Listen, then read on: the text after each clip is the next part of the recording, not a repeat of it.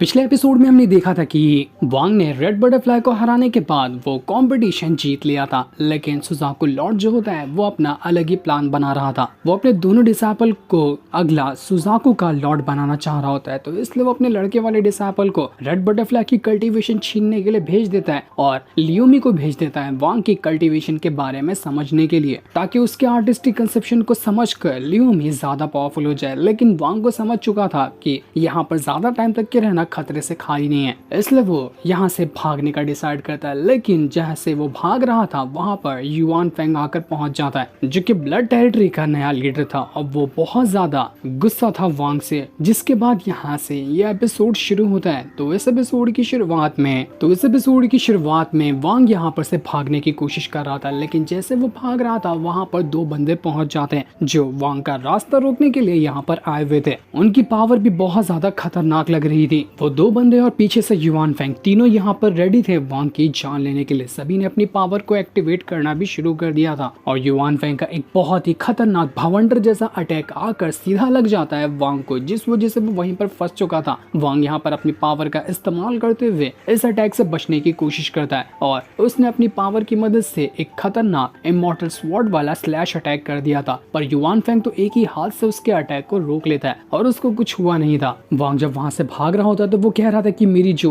Soul है वो भी यहाँ पर काफी हद तक के डैमेज हो रही है, तो मुझे कैसे भी करके जितनी हो सकता है उतनी स्पीड में यहाँ से भागना होगा, वरना बहुत बड़ी गड़बड़ हो जाएगी, क्योंकि ये तीनों बंदे बहुत ज्यादा स्ट्रॉन्ग है, इनको हराना काफी मुश्किल होगा। चाहूँ तो मैं यहाँ से भाग जाऊँ, लेकिन एक चीज है जो मुझे यहाँ से भागने के लिए रोक रही है। ये जो फॉर्मेशन बना कर रखा है युआन फेंग ने, वही इस तरह का फॉर्मेशन मैंने इससे पहले नहीं देखा था। मुझे समझ नहीं आ रहा कि ये फॉर्मेशन कैसे तोड़कर मैं इस जगह से भाग सकता हूँ। वांग जैसे ये सोचते हुए आगे बढ़ा था कि तभी वहां पर वो जो दो बंदे आए हुए थे उनमें से एक बंदा वांग के ऊपर पीछे से ही अटैक करने वाला था, जिस अटैक को तो वांग ढंग से देख भी नहीं पाता, पर वो अटैक उसको लग पाता। वो जो सोल था वो जल्दी से बाहर निकलता है और सीधा वांग के सामने आकर खड़ा हो जाता है, ताकि वांग को यह अटैक बहुत ज्यादा जोर से ना लग जाए। पर अफसोस कि यहाँ पर कोई फायदा नहीं होता। वो अटैक भी यहाँ पर वांग को लगा था, उस सोल की भी हालत खराब हो जाती है और वांग के हाथ से वो स्वॉर्ड भी छूट गई थी, जिसको वो बंदा अपने पास उठाकर रख लेता है कि ये स्वॉर्ड तो बड़ी कमाल की है, इसके अंदर तो किसी की स्पिरिट भी मौजूद है जो कि और ज्यादा इस स्वॉर्ड को खतरनाक बना रही है। बहुत अच्छी चीज मेरे हाथ लग गई। ये तो यहाँ पर खुश था, लेकिन वांग की हालत पूरी तरह से खराब हो चुकी थी। उसको बहुत ही भयंकर तरीके से वो अटैक लगा था। लेकिन तब वहाँ पर युआन फेंग आकर उस बंदे से कहता है कि तू ये स्वॉर्ड नहीं ले सकता, क्योंकि ये स्वॉर्ड मुझे पसंद आई है, तो ये स्वॉर्ड मेरी होगी और इसको मैं ही लेने वाला हूँ। लेकिन वो जो दूसरा बंदा था वो कहता है कि मैं तो जायंट डीमन क्लान का एंसेस्टर हूँ और मेरे ही क्लान के स्टार कंपस को इस वांग ने चुराया था, तो इसकी भी सारी जिसमें मेरा हक बनता है, ये स्वॉर्ड भी मेरी होगी और मैं किसी को भी ये स्वॉर्ड लेने बिल्कुल भी नहीं दूंगा। ये चीज सुनकर वांग यहाँ पर समझ जाता है कि ये तो उसी डीमन के क्लान वाले लोग आए हैं जो कि डीमन मेरा साथ देने के लिए इमॉर्टल रैल्म के अंदर भी गया था, तो आखिर उसके क्लान के लोग यहाँ पर क्या करने के लिए आ गए। तब वो जो एंसेस्टर होता है वो वांग से यहाँ पर कहता है कि हाँ बिल्कुल सही पहचाना तुमने मुझे, मैं उसी डीमन के क्लान का एंसेस्टर हूँ। तुमने हमारे क्लान का जो यंग मास्टर है ना, वही डीमन जो तुम्हारे साथ इमॉर्टल रैल्म के अंदर गया था, उससे जबरदस्ती चोरी कर लिया स्टार कंपास को, तो उसी चीज की सजा देने के लिए मैं आज तुम्हारे पास यहाँ पर आया हूँ और मुझे वो स्टार कंपास भी चाहिए। ये चीज सुनकर वांग को बहुत ज्यादा गुस्सा आ जाता है कि तुम दोनों ने यहाँ पर टीम बनाए और अकेले मेरी जान लेने के लिए आए हो। बढ़िया, बहुत बढ़िया। तुम्हारी ये हरकत ना मैं जिंदगी भर अपने दिमाग में फिट करके रखूंगा कि तुमने किस तरह से मेरी मजबूरी का फायदा उठाने की कोशिश की। तो युआन फेंग कहता है कि अबे जाना, तू तो वैसे भी कुछ याद रखेगा ना, तो सिर्फ एक ही चीज याद रखेगा कि किस तरह से आज हमने मिलकर तेरी जान ली है, क्योंकि तुझे इसके अलावा कुछ याद ही नहीं रहेगा, क्योंकि तू आज मरने ही वाला है। लेकिन हाँ, मरने से पहले तेरे पास जो भी ट्रेजर है ना, उसको तो तू छोड़ के जाएगा। हम तेरा कफन दफन कर देंगे, लेकिन तेरी सारी चीजें लेने के बाद।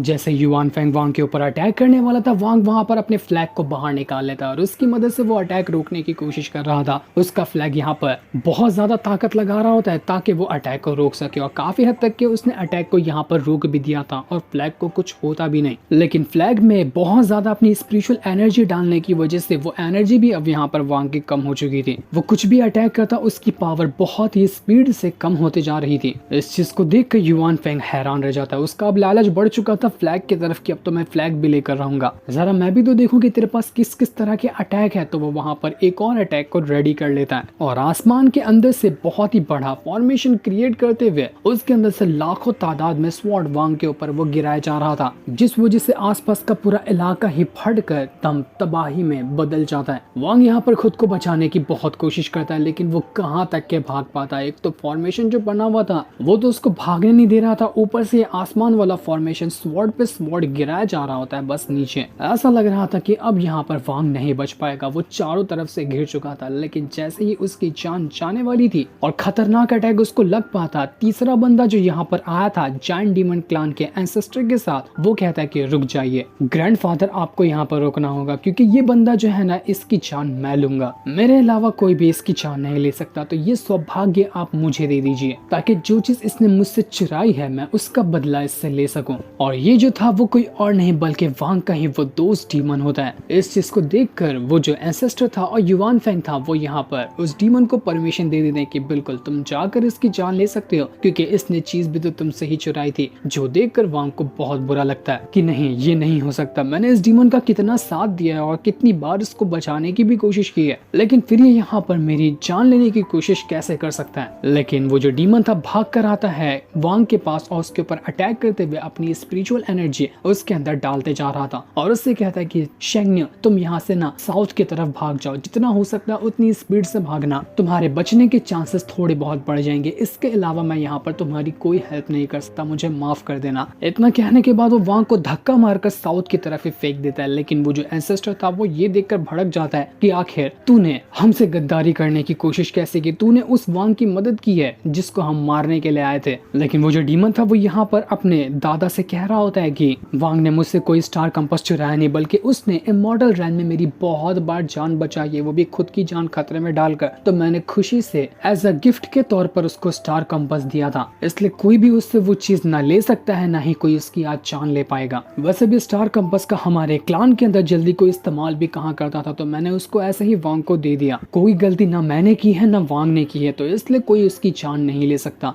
वैसे भी दादाजी आपने तो उस शेंगन्यू की स्वॉर्ड तो छीन ही लिए ना, इससे आपको सब्र नहीं हुआ। जो सुनकर वो जो एंसेस्टर था वो भड़क जाते कि तेरी बहुत जबान चलने लग गई है, एक तो दुश्मन का साथ दिया, ऊपर से अपने दादा से जुबान चलाता है, बस तू क्लान में वापस चल, तुझे तो तेरी औकात दिखानी पड़ेगी। तू मेरा पोता नहीं होता ना तो कसम खा के कहता हूँ कि जगह पे तुझे जान से मार दिया होता। तू क्लान में चल, मैं तुझे 100 साल के लिए काल कोठरी में नहीं बंद कर दिया ना तो मैं भी एंसेस्टर नहीं जायंट डीमन क्लान का। जो चीज देखकर डीमन को बहुत बुरा लगता है, वो अपने मन के अंदर रोते हुए वांग से कह रहा था कि शेंगन्यू, मैंने अपनी तरफ से पूरी कोशिश की, इसके अलावा मैं कुछ नहीं कर पाया, उम्मीद है कि तुम इस मुसीबत से बचकर बाहर निकल जाओगे। तो वहीं वांग साउथ की तरफ ही भाग रहा था, लेकिन जितना वो भागता वो जो युवान फेंग ने फॉर्मेशन क्रिएट किया था वो अभी तक के फॉर्मेशन से बाहर ही नहीं निकल पाया था। ऐसा लग रहा था कि अनलिमिटेड और जितना दूर तक जाओ उतनी दूर तक के वो फॉर्मेशन है ना, फॉर्मेशन कभी खत्म होगा। वांग कहता है कि अगर मैं यहाँ से बहुत दूर जाऊँ ना तो मैं अपना अर्थ स्केप टेक्निक का भी इस्तेमाल करके यहाँ से बाहर निकल सकता हूँ, लेकिन सबसे पहले मुझे इन दोनों बंदों को हराना पड़ेगा, क्योंकि जब तक ये मेरा पीछा नहीं छोड़ते तब तक कि मैं यहाँ से बाहर जाने का ट्राई तक नहीं कर पाऊंगा। और जैसा उसने सोचा था वही चीज हो जाती। वो दोनों बंदे यहाँ पर वापस आ चुके थे और युवान फेंग कहता है कि बच्चे बहुत कोशिश कर ली भागने की, ज्यादा ही जिगरा है तुम्हारे अंदर, लेकिन अफसोस की जा कहीं नहीं पाओगे। इसके बाद वो जो युवान फेंग था वो वांग को किसी और ही वर्ल्ड के अंदर ट्रैप कर देता है। ऐसा लग रहा था कि ये उसी युवान फेंग का आर्टिस्टिक कंसेप्शन है जो कि बिल्कुल चाय की तरह होता है, मानो कि चाय के कप के अंदर वांग को उसने गिरा दिया और वहां पर खुद भी युवान फेंग खड़ा हुआ था। वो कहता है कि चाय की सुस्कियां तो लो, कितना प्यारा मेरा आर्टिस्टिक कंसेप्शन है ना। इसके बाद एकदम चाय की जो गरम गरम लिक्विड होता है वो सीधा वांग के ऊपर आकर गिरने लग गया था। वो पूरी तरह से वांग को घेर रहा होता है जो गिर कर उसको जला ही दे। चाय की पत्तियां वांग के ऊपर अटैक कर रही थी, सब कुछ उसके ऊपर अटैक करने को तैयार था, लेकिन वांग ने भी यहाँ पर अपना लाइफ और डेथ का आर्टिस्टिक कंसेप्शन क्रिएट किया था जिसकी मदद से वो इस चाय वाले आर्टिस्टिक कंसेप्शन को रोकने की कोशिश कर रहा था। लेकिन युवान फेंग का जो पावर था